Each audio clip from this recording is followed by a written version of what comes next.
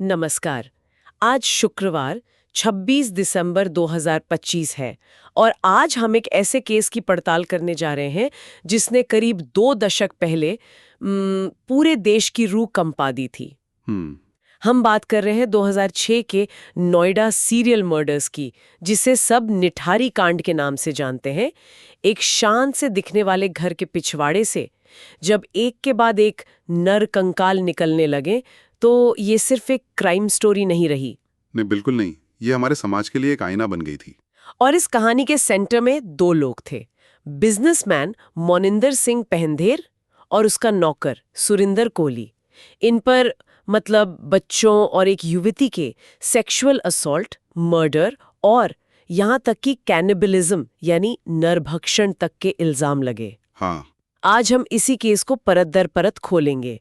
ये सब शुरू कैसे हुआ, सालों तक चले लीगल बैटल में क्या उतार चढ़ाव आए, और फिर नवंबर 25 में सुप्रीम कोर्ट के उस फैसले ने, जिसने सबको चौंका दिया, पूरी कहानी को कहाँ लाकर खड़ा कर दिया है। बिल्कुल। हमारी ये बातचीत विकिपीडिया के अंशों, कई न्यूज आर्टिकल्स और अदालती दस्तावेजों पर आधारित है। और ये केस आज भी इतना रेलेवेंट इसलिए है क्योंकि ये सिर्फ एक खौफनाक अपराध की कहानी नहीं है। ये हमारी इन्वेस्टिगेटिव एजेंसीज, हमारे लीगल प्रोसेस और हमारे समाज पर बहुत तीखे सवाल खड़े करता है। ये केस एक टेक्स्ट बुक एग्जाम्पल है कि कैसे सिस्टम की नाकामी न्याय को एक कभी ना खत्म होने वाले इंतजार में बदल सकती है। ओके, तो चलिए इसे समझते हैं। कहानी की शुरुआत होती है दिसंबर 2006 से, और मेरे लिए जो सबसे हैरान करने वाली बात है वो ये कि इस केस का खुलासा किसी पुलिस इन्वेस्टिगेशन से नहीं हुआ। बिल्कुल नहीं।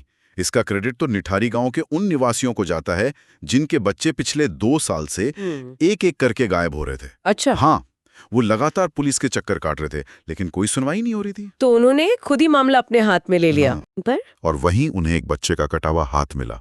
सोचिए उस मंजर को। तब जाकर उन्होंने पुलिस को बुलाया। और पुलिस का इनिशियल रिएक्शन क्या था? क्या वो मतलब हरकत में आई? बिल्कुल उल्टा। परिवारों का आरोप है कि पुलिस ने न सिर्फ लापरवाही की, बल्कि जानकारी छिपाने के लिए पैसे तक लिए। सच में? जी। कुछ पुलिस अधिकारियों ने तो ये कहकर पल्ला झाड़ लिया कि ये बच्चे अपने माँ बाप से लड़कर घर से भाग गए हैं। ये एक क्लासिक केस है जहां पीड़ित अगर गरीब और माइग्रेंट परिवार से हों तो सिस्टम उन्हें गंभीरता से नहीं लेता। अगर निवासियों ने मीडिया में जाकर दबाव न बनाया होता तो शायद ये मामला वहीं दब जाता। तो फिर केस ओपन कैसे हुआ? वो टर्निंग पॉइंट क्या था? वो पॉइंट थी पायल नाम की एक 20 साल की लड़की का केस। पुलिस पायल के खोए हुए मोबाइल फोन को ट्रैक कर रही थी। हाँ। और उसकी लास्ट लोकेशन उन्हें सीधा पंढेर के घर ले आई। पूछताछ के लिए जब पंढेर के नौकर सुरिंदर कोहली को उठाया गया तो उसने पायल की हत्या की बात कबूल कर ली। उसने कहा कि बॉडी घर के पीछे ही दफनाई है। और यहीं से ये मामला एक सिंगल मर्डर केस से एक हाउस ऑफ हॉरर्स में तब्दील हो गया। मतलब जब पुलिस ने बताई हुई जगह पर खुदाई शुरू की तो उन्हें पायल का शव तो नहीं मिला, लेकिन जो मिला उसने देश को हिला के रख दिया। कंकाल। हाँ, जमीन के नीचे से एक एक करके बच्चों के कंकाल निकलने लगे। जनवरी 2007 तक तो ये देश की सबसे बड़ी खबर बन चुकी थी। कोहली ने शुरुआती पूछताछ में 6 बच्चों और पायल का यौन शोषण कर हत्या करने की बात मान ली। और पुलिस को पंढेर के घर के आसपास से कुल 19 खोपड़ियां मिली। 19, और साथ में शरीर के दूसरे हिस्से भी। और फिर एम्स की पोस्टमार्टम रिपोर्ट आई। हाँ, और उस रिपोर्ट ने इस केस की भयावहता को और बढ़ा दिया। रिपोर्ट में एक लाइन थी जो आज भी याद की जाती है। कसाई जैसी सटीकता। Butcher like precision. शवों को कसाई जैसी सटीकता से काटा गया था। ये लाइन पढ़ के रोंगटे खड़े हो जाते हैं। बुचर लाइक प्रिसिजन, ये कोई गुस्से में अचानक किया गया अपराध नहीं लगता। नहीं, ये तो कुछ और ही कहानी बयां करता है, जैसे कोई रूटीन का काम हो। एग्जैक्टली। ये लाइन बताती है कि ये क्राइम्स कितने ठंडे दिमाग से और प्लान करके किए गए थे। इसने जांच की दिशा को पूरी तरह बदल दिया। पुलिस अब सिर्फ एक हत्यारे को नहीं, बल्कि एक सीरियल किलर के पैटर्न को देख रही थी। बिल्कुल। जांच को आगे बढ़ाने के लिए ब्रेन मैपिंग और नार्को एनालिसिस टेस्ट भी हुए। उसमें क्या निकला? यहीं पर कहानी में एक ट्विस्ट आता है। इन टेस्ट्स में कोहली ने सारे अपराध कबूल किए, लेकिन उसने अपने मालिक मोनिंदर सिंह पंधेर को एक तरह से क्लीन चिट दे दी। क्या? उसने कहा कि पंधेर को उसकी इन हरकतों के बारे में कुछ भी नहीं पता था। एक मिनट, तो एक आम इंसान के लिए तो ये केस क्लोज जैसा लगता है।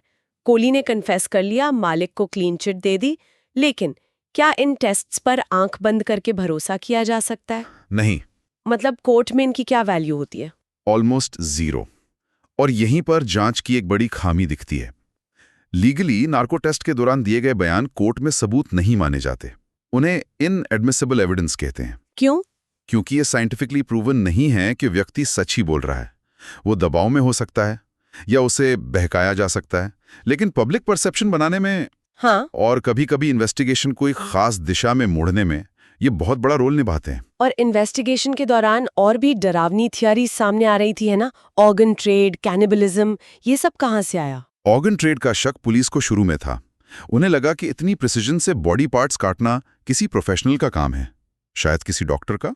अच्छा। इसी शक में पास के एक डॉक्टर के घर पे छापा भी मारा गया, पर कुछ मिला नहीं। और फिर मीडिया में कैनिबलिज्म यानी नरभक्षण की कहानियां आने लगीं।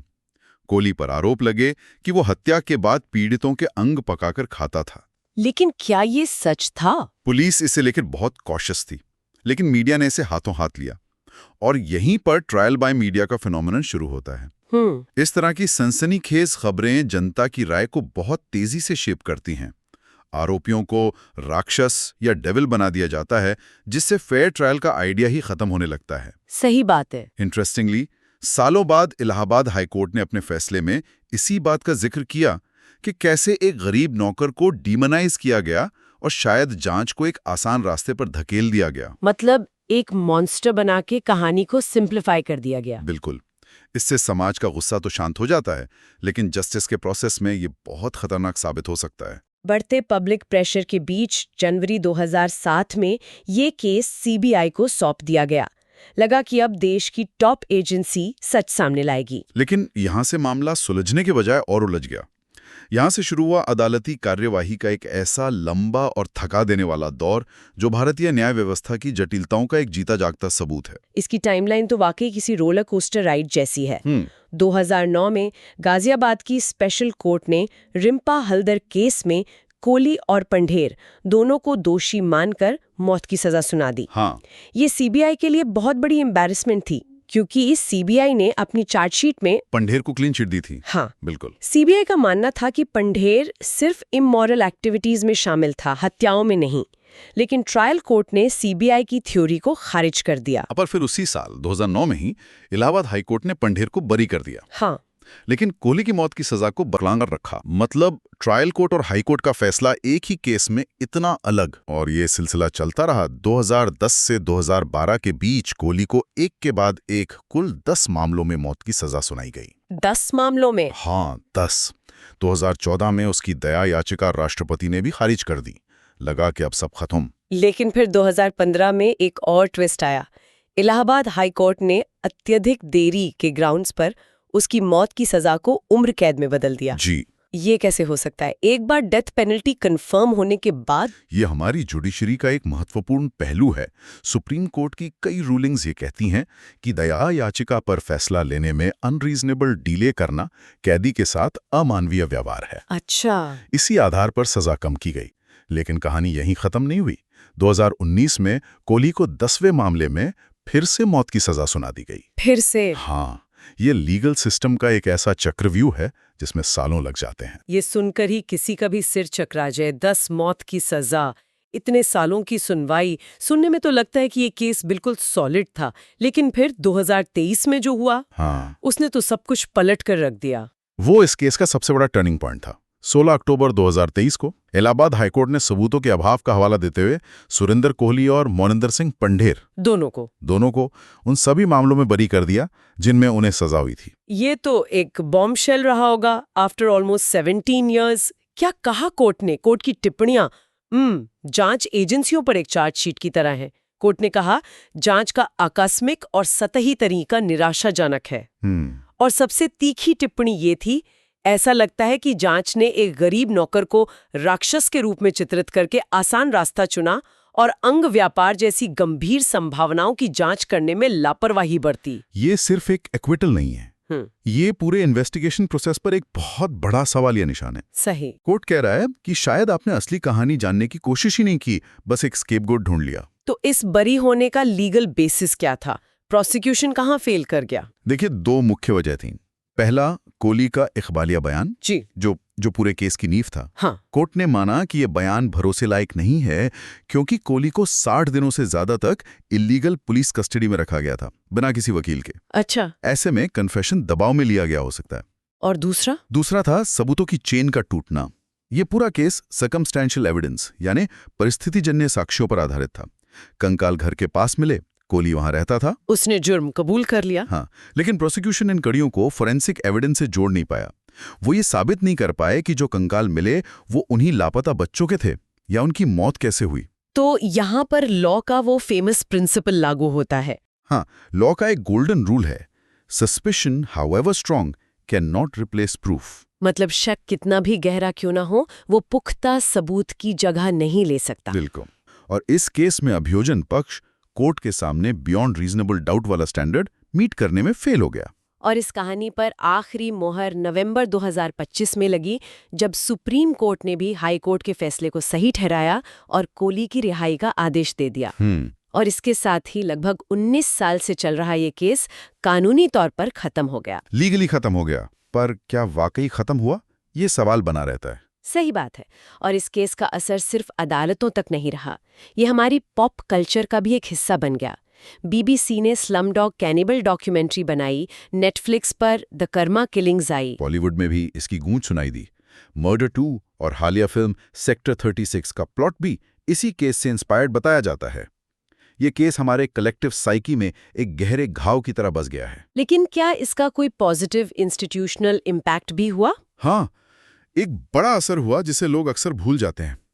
निठारी कांड के बाद ही देश में मिसिंग चिल्ड्रन के मुद्दे पर नेशनल लेवल पर बहस छिड़ी। अच्छा।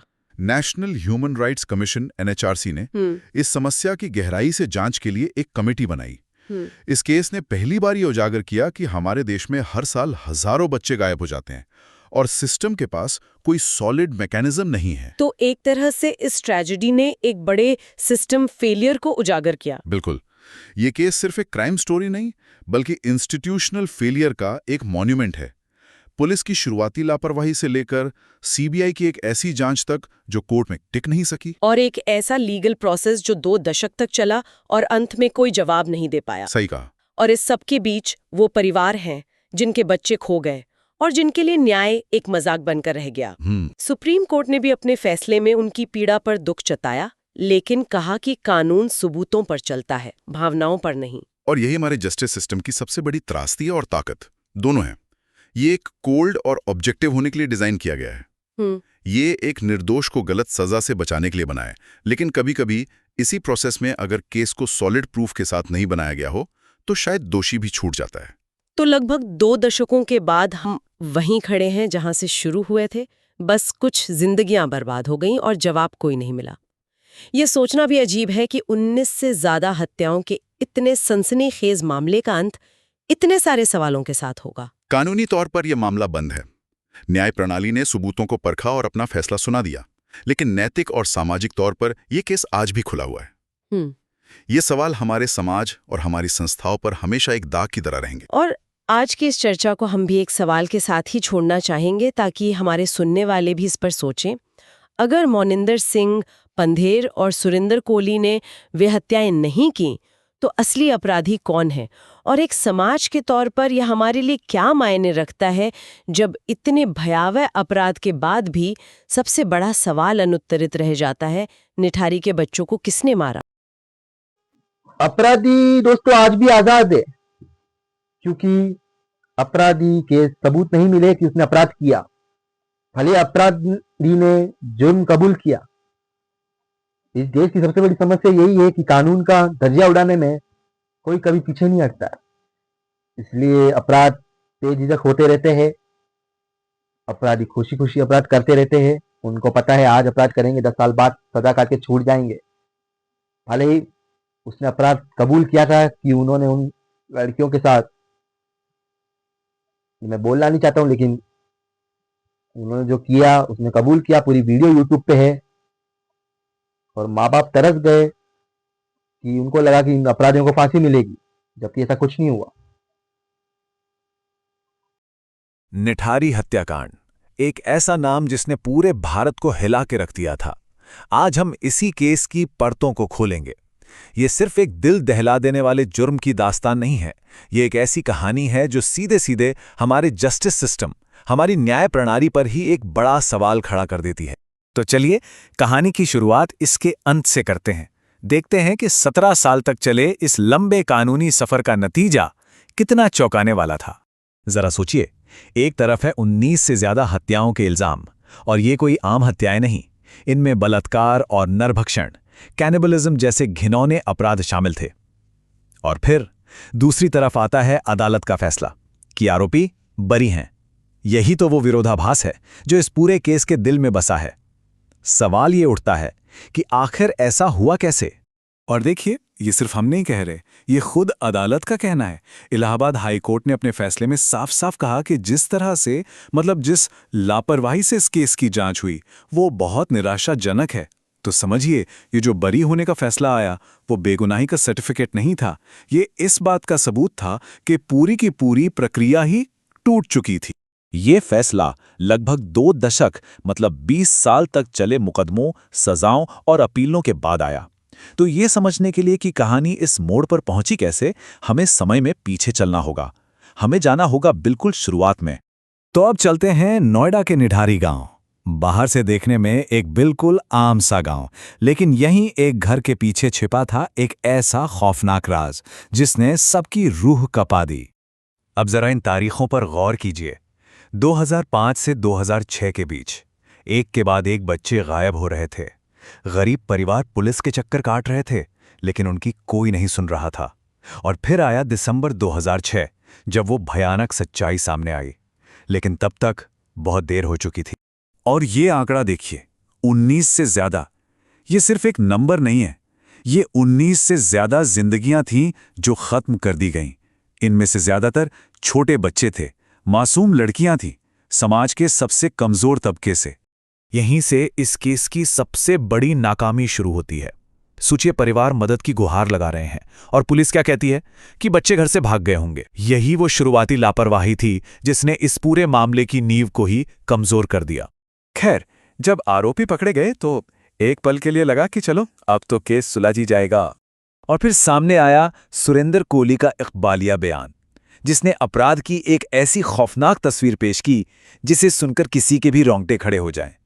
एक एक कदम कैसे वो पीड़ितों को फंसाता, कैसे उनकी जान लेता, और फिर जो करता था वो कल्पना से भी परे था। ऐसा लगा जैसे पहले का आखिरी और सबसे अहम टुकड़ा मिल गया हो। मारूं, काटूं और खाऊं, ये 3 शब्द उसके कथित कबूलनामे से निकले थे। ये सिर्फ शब्द नहीं थे, ये नेक्रोफीलिया और कैनिबलिज्म की तरफ इशारा कर रहे थे। ऐसे घिनौने काम जिनकी कल्पना करना भी मुश्किल है। इन शब्दों ने पूरे देश को सदमे में डाल दिया था। और इसी कबूलनामे को आधार बनाकर कोहली को एक के बाद एक कई केसों में दोषी ठहराया गया। बार बार उसे मौत की सजा सुनाई गई। उस वक्त सबको यही लगा कि आखिरकार इंसाफ हो गया। लेकिन कहानी में एक बड़ा लेकिन था।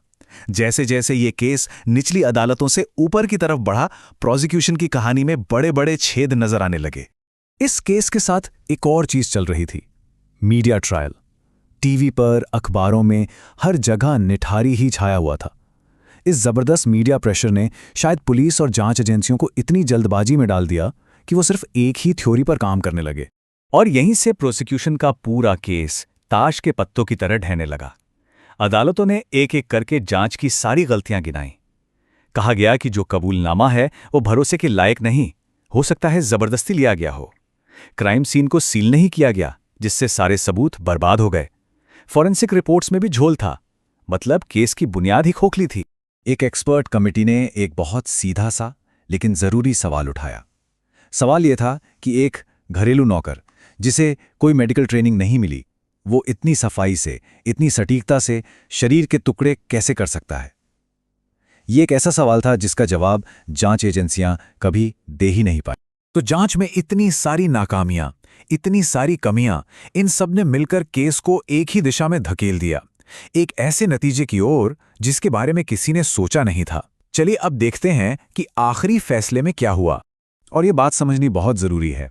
बरी होने का ये मतलब बिल्कुल नहीं है कि अदालत ने कह दिया कि ये लोग बेगुनाह हैं। नहीं, इसका मतलब ये है कि प्रोसिक्यूशन मतलब जो इल्जाम लगा रहा था वो अपने केस को बियॉन्ड रीजनेबल डाउट साबित ही नहीं कर पाया। कानून की नज़र में शक का फायदा आरोपी को मिलता है, और यहां तो सबूत इतने कमजोर थे कि शक ही शक। और आखिर में देश की सबसे बड़ी अदालत सुप्रीम कोर्ट ने भी यही दुखद बात कही कि इतनी लंबी जांच के बाद भी ये पता ही नहीं चल पाया कि असली कातिल कौन है। ये कानूनी मानकों पर साबित ही नहीं हो सका। और उन परिवारों का क्या, उन 19 परिवारों का जिन्होंने अपने बच्चे खो दिए थे, उनके लिए इस फैसले का क्या मतलब था? उन्हें कोई जवाब नहीं मिला। 20 साल तक लड़ने के बाद उनके हाथ सिर्फ थकान और नाउमीदी आईं। तो निठारी का ये केस अपने पीछे एक बहुत ही परेशान करने वाला सवाल छोड़ जाता है। जब सिस्टम, हमारा पूरा का पूरा सिस्टम गुनाह साबित करने में नाकाम हो जाता है,